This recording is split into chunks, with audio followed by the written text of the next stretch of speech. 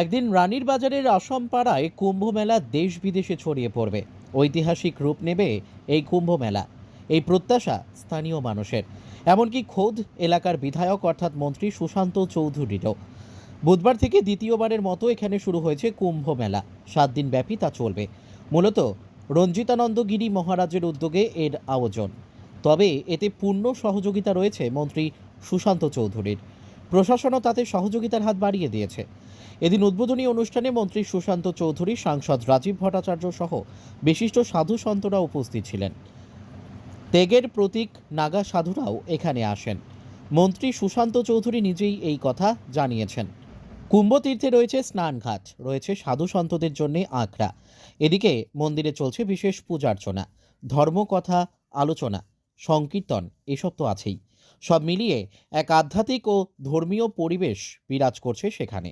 উদ্যোক্তাদের পক্ষ থেকে সবার উপস্থিতি ও সহযোগিতা কামনা করা হয়েছে। প্রয়াগরাজে সেখানে কুম্ভমেলা অনুষ্ঠিত হয় এবং লক্ষ লক্ষ মানুষ ভক্তবৃন্দ সেখানে উপস্থিত হয়।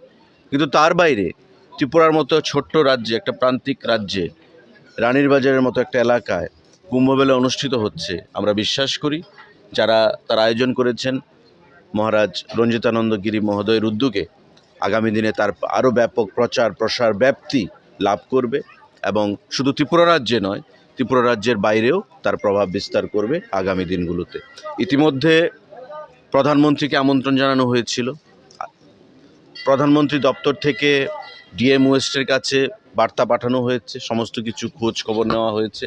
অর্থাৎ রানীর বাজারের যে কুম্ভ মেলা, তার প্রচার, তার ব্যাপ্তি প্রধানমন্ত্রী দপ্তর পর্যন্ত পৌঁছেছে এবং সারা দেশে তারা বিভিন্ন বিশিষ্ট ব্যক্তিজনদেরকে আমন্ত্রণ জানিয়েছে।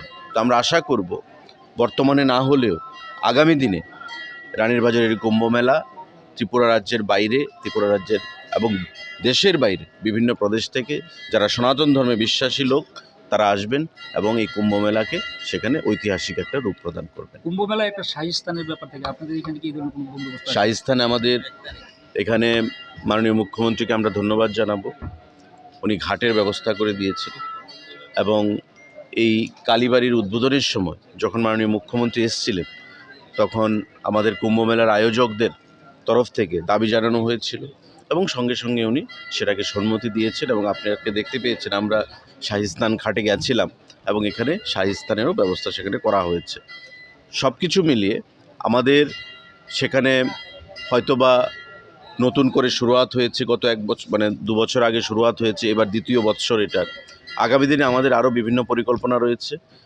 যখনই কিছু শুরু হয় শুরুয়াত খুব ছোট আকারই হয়ে থাকে এবং প্রচার প্রসার ব্যাপ্তি তার পরবর্তী সময়ে বিস্তৃত